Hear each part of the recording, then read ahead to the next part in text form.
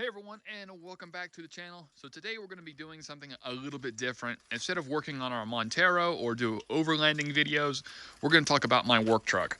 Now specifically we're going to talk about changing out a part on there.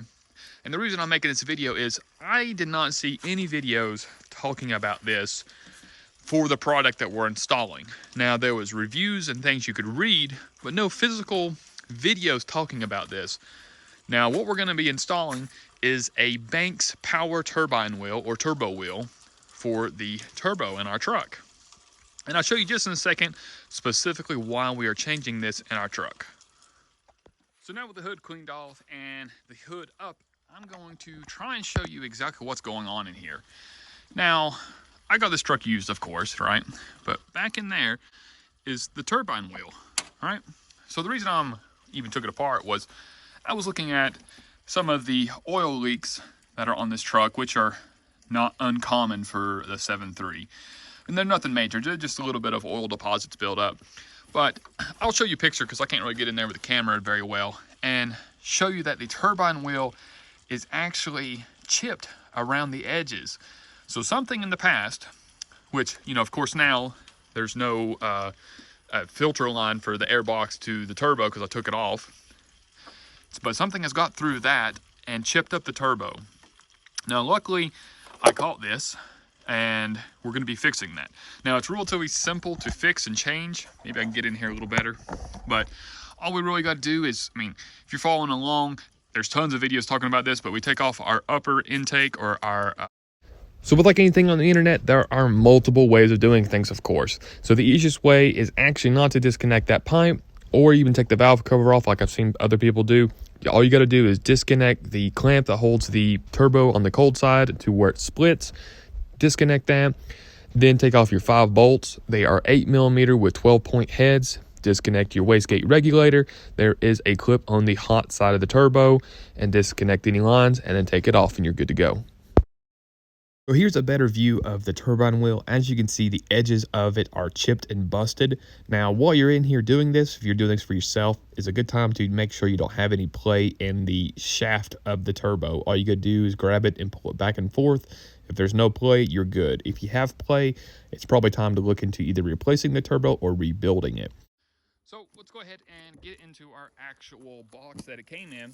Now, I have to say that I like companies that are of professionalism, right?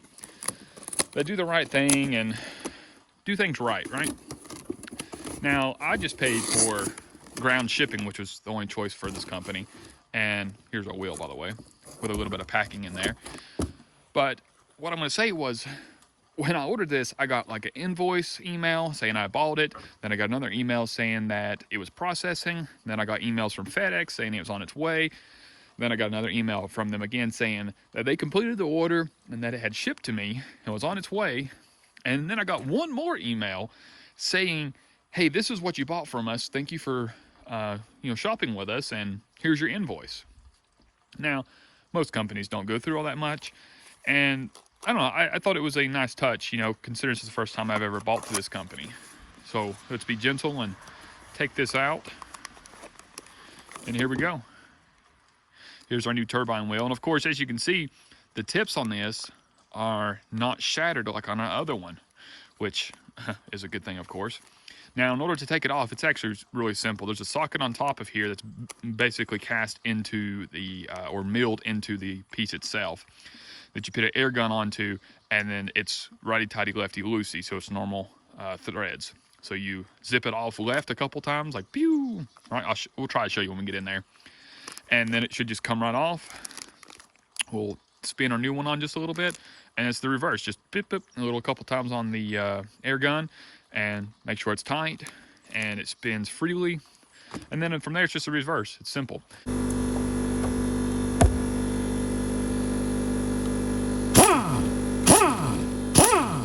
Taking the turbo wheel off, it takes a little bit of time to actually get it spun all the way off. This is just the very end of the process that I'm showing you.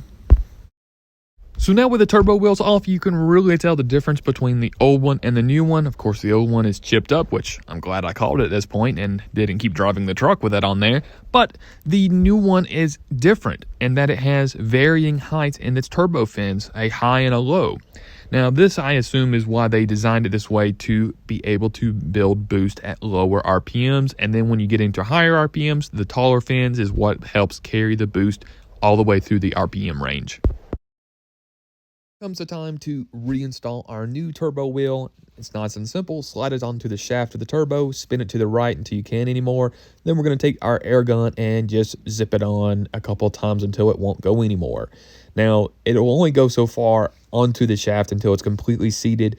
And once it's completely seated, you will know it is because it'll spin basically effortlessly. You can spin it and it'll just keep spinning easily.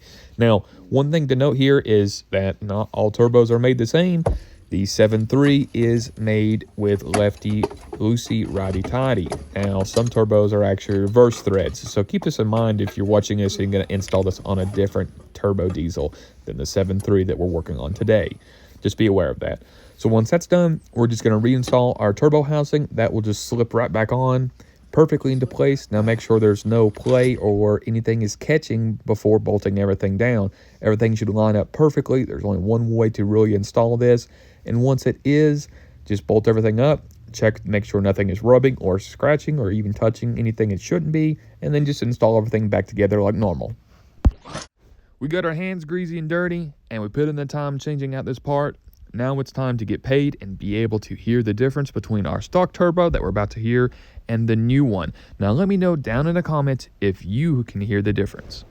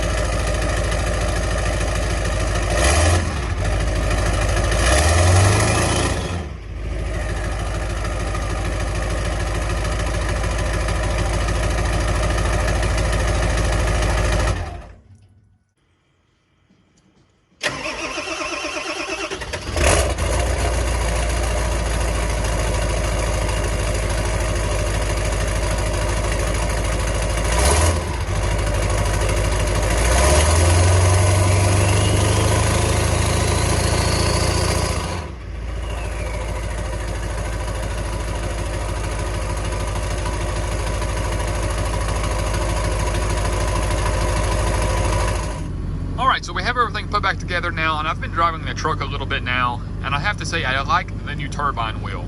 Now it makes boost a lot quicker and at a lot lower RPMs. Before, right around where we're at right now, the 1500 RPM mark, is when it usually would build boost. It just started coming into it. But right around this 1200 RPMs, I'll step into it, and we're in 4th gear, flat ground. You should hear it spool up really quickly.